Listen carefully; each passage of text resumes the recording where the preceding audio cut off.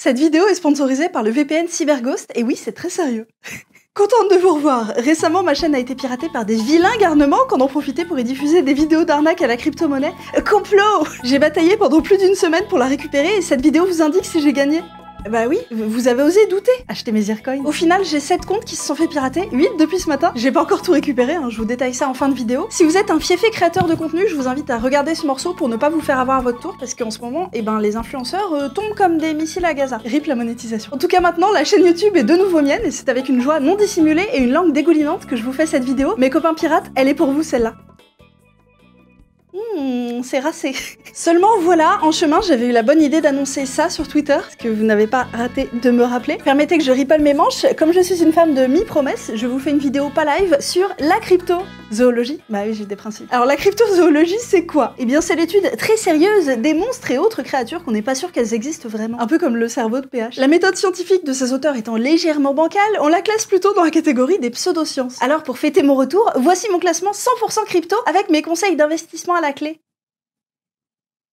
En hausse de 4 points, voici Nessie. On ne présente plus cette mystérieuse créature supposée peupler le Loch Ness dans les Highlands écossais. Sauf que je viens de le faire. En 1975, il y a même 2 scientifiques qui lui ont donné un nom scientifique. Nessiteras rhombopteryx, la merveille du Ness à la nageoire en forme de diamant. C'est beau comme du Homère dans le texte. Ils l'ont nommé avant même de l'avoir observé, c'est pas exactement comme ça que ça marche, mais l'important c'est de participer. Ça serait à moitié un serpent de mer, à moitié un plésiosaure, ça nous ferait donc 2 dinosaures écossais avec Sean Connery. Et surtout un sacré attrait touristique pour la région, dites donc. Les preuves dont on dispose, et bien surtout des témoignages anecdotiques de gens ayant vu un gros machin dans l'eau. Bah oui, il arrive que j'aille me baigner quand il fait chaud, c'est la canicule. On a aussi quelques photos et vidéos floues et impossibles à vérifier. C'est toujours des documents de extrêmement mauvaise qualité, hein, c'est quand même cocasse. Mais on a quand même la fameuse photo publiée en 1934 dans les colonnes du Daily Mail. Sauf que c'était un fake. Des amis du photographe avaient construit un modèle en bois et en caoutchouc qu'ils avaient posé sur un espèce de sous-marin jouet et qui baladait sur le lac comme ça. C'est même l'un des auteurs de la supercherie qui l'a avoué lui-même sur son lit de mort. Ça devait lui peser quand même. Mais ce qui est bien, c'est que ce lac est vachement bien connu du coup. Plusieurs expéditions scientifiques s'y sont succédées pour essayer de repérer la bête, avec des sonars, des caméras et même de l'analyse ADN environnementale. En 2018, des chercheurs ont prélevé de l'eau du lac et séquencé tout l'ADN qui s'y trouvait pour savoir quelle bestiole était passée par là. Ils ont pu identifier plus de 3000 espèces. Des poissons, dont pas mal d'anguilles d'ailleurs, des oiseaux, des renards, des campagnols, des chiens, des humains, mais pas une seule trace de gros reptiles préhistoriques. C'est triste. Aucune de ces expéditions n'a donc été concluante à croire que ce monstre n'aurait jamais existé finalement. Ou alors serait-il mort entre-temps? Ou alors c'était juste des anguilles. En tout cas, si vous voulez investir dans une crypto robuste, Nessie me paraît tout indiqué, la hype ne risquera pas de disparaître de sitôt. En plus, vous pourrez vendre plein de produits dérivés aux touristes qui ont vraiment de l'argent jusque-là et ils savent pas quoi en faire. Si vous êtes vous-même un touriste, voici mon Tipeee. Avant de reprendre les conseils crypto, une page de pub. Pour le sponsor de cette vidéo, j'accueille, oh bah alors quelle coïncidence, CyberGhost, votre VPN préféré après tous les autres. Voilà un outil qui rendra votre navigation sur le web plus sereine. CyberGhost, c'est un réseau privé virtuel qui vous permet de masquer votre adresse IP et surtout de chiffrer vos données et de rediriger l'intégralité de votre trafic internet via un tunnel sécurisé. Non seulement il protège vos données sur les réseaux publics, mais il vous donne aussi l'accès à des contenus géorestreints de plus de 35 services de streaming, comme les catalogues Netflix et Disney+, pour que vous puissiez obtenir 40% de contenu en plus. Il vous permet aussi de bénéficier des tarifs préférentiels des pays pauvres, ces gros privilégiés là, pour des services qu'on vous facture plus cher, à vous les richoux, que ce soit les abonnements de streaming, les voyages ou les hébergements. Pensez-y pour votre petit trip woofing à Mayotte cet été. Vous pouvez l'utiliser sur Windows, Mac, Android, iOS et même sur vos télés intelligentes et vos consoles. En outre, vous pouvez arroser 7 appareils avec un seul abonnement. Si Blanche-Neige avait CyberGhost, elle pourra en faire profiter tous ses nains sauf un. Ça lui donnera une bonne raison de râler pour une fois. Si vous vous sentez seul, vous pouvez également papoter avec le service client en français qui est là pour vous 24 jours sur 7 et 7 heures sur 24. Et je fais partie de leurs 38 millions d'utilisateurs. Rejoignez-nous, ayez confiance, je m'y connais en cybersécurité. Ce que je vous propose, c'est pas 0, c'est pas 2, mais une promo exclusive de 4 mois offerts sur l'offre de 2 ans. Ça vous fait l'abonnement à environ 2 € par mois, soit l'équivalent. Je crois que j'ai oublié d'écrire un bout du script. Et si vous n'êtes pas encore convaincu, attendez que je vous parle de la garantie satisfait ou remboursé sous 45 jours. Voilà, je viens de le faire. Rejoignez la grande famille des fantômes du net en cliquant sur mon lien en description. C'est marrant, cliquer sur un lien, c'est pas du tout comme ça que je me suis fait hacker. Merci CyberGhost de soutenir cette chaîne. C'est le moment où j'ai tout filmé, mais j'ai pas déclenché l'enregistrement. Allez, on reprend. Retour au crypto. Et là, c'est la dégringolade pour les sirènes, dont les plus célèbres sont d'immondes canulars. Enfin, immondes, moi je trouve ça un peu magnifique. Regardez-moi ce travail d'orfèvre bien imbibé. Mi-singe, mi-poisson et remi-ours derrière. Ces sirènes des Fidji, c'était un des trésors des fêtes foraines à la belle époque des freak shows, où on exposait des gens avec des infirmités pour se faire de la thune. C'était mieux avant. On est en 1842 et c'est Barnum lui-même qui conçoit cette supercherie qui s'est avérée bien rentable. Je crois que j'ai sifflé du nez. Phineas Barnum, qui se surnomme lui-même le prince des charlatans, c'est le showman américain qui a fondé le cirque Barnum, célèbre justement pour ses freak shows, un petit côté Big Fish. C'est un immense cirque slash fête foraine qui s'étend sur 2 hectares et qui peut accueillir 10 000 personnes. Gros succès à l'époque. Figurez-vous que le cirque Barnum est aussi passé en France en trimballant ses armées d'animaux, dont un éléphant qui s'appelait Jumbo. Coïncidence. D'ailleurs, à Tours, un de leurs éléphants est devenu complètement fou. Il a dû être zigouillé en pleine rue. C'était en 1902. Depuis, vous pouvez admirer son cadavre naturalisé au musée des Beaux-Arts de la ville. N'hésitez pas à me demander des tips voyage. Le cirque a arrêté ses activités en 2017. Il aura duré quasiment un siècle avant que les associations de défense des animaux puissent souffler un peu. Mais pour en revenir à cette sirène des Fidji, Barnum a raconté qu'un certain Dr Griffin la lui avait confiée pour ajouter à l'aura scientifique. Évidemment, il n'existait pas. Il l'a exposée à New York avec force publicité. Ça a fait venir plein de curieux à l'époque. Des scientifiques ont commencé à avoir quelques petits doutes, mais il n'empêche que ces sirènes des Fidji restent un exemple du pouvoir des stratégies marketing de Barnum et un symbole de l'esprit critique, parce que j'ai vu une des reproductions de ces sirènes en vrai lors d'une expo au muséum. Je peux vous dire que aujourd'hui, bah, ça paraît un peu gros. Rien à voir avec le Moore Sport, qui lui existe pour de vrai, je l'ai vu à la télé. Et puis, à côté de ces canulars grossiers qui ont dupé le public un peu trop crédule, il y a ces vraies bestioles qui ont mis des années à être reconnues par les scientifiques. Attendez là, vous me parlez d'une girafe cheval d'1,80 m au garrot, avec des rayures de zèbre au reflet violet et qui vit dans la forêt. Ouais, ça se tient. Bon, c'est vrai que quand vous voyez ça, on dirait qu'elle a été dessinée par un enfant, mais c'est un peu ce qui fait son charme.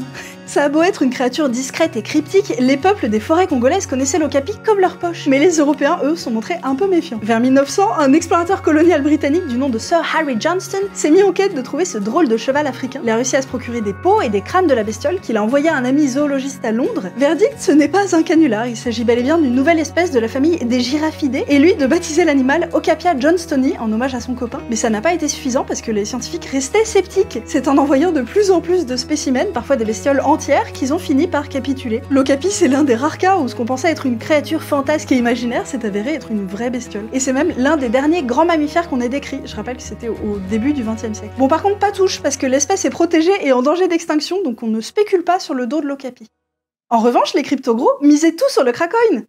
Un bon gros poulpe issu des légendes scandinaves, rangé entre la Kallax et le Pohang. Depuis le XIIe siècle, des marins témoignent de leur rencontre terrifiante avec cet énorme truc visqueux dont les tentacules seraient bien décidés à enserrer un navire et le précipiter dans les abîmes océaniques. Vous avez vu, je cause bien. On n'en a pas de preuves directes, mais c'est vrai que de temps à autre, des cadavres d'énormes pieuvres s'échouent sur les côtes. En l'occurrence, ce sont diverses espèces de céphalopodes démesurés, comme le calmar géant ou le calmar colossal. Oui, les scientifiques étaient pas trop inspirés pour les noms. Cela existe bel et bien. Ils vivotent pépère dans les profondeurs marines, ce qui explique qu'on les voit peu. Donc peut-être que le mythe du kraken viendrait de ces bestioles-là, ou alors il pourrait s'agir d'une illusion d'optique avec le soleil et des mouvements d'eau là, ou alors d'autres bestioles. Parce que si ça se trouve, prenez un marin qui a un peu forcé sur le planteur, et il vous dit que ceci là, eh ben c'est un tentacule massif. Entre nous, ça me fait un peu rigoler qu'on prenne ces légendes pluriséculaires au pied de la lettre, alors que regardez comment on dessinait encore les bestioles marines il y a 200 ans.